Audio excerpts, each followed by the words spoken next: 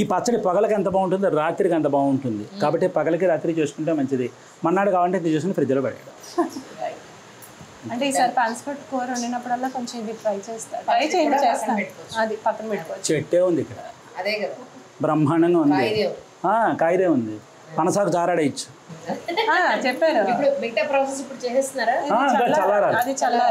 చల్లారే ఏం లేదు. ఇదంతా అయిపోయిందా?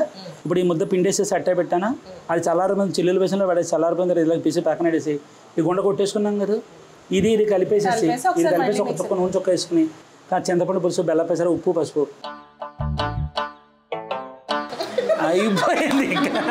ఇంక మాటలు లేవు, ఇంక భోజనాలే అంతే. విస్తలా పడేస్తా అంటే అదిరిపోతుంది అనమాట.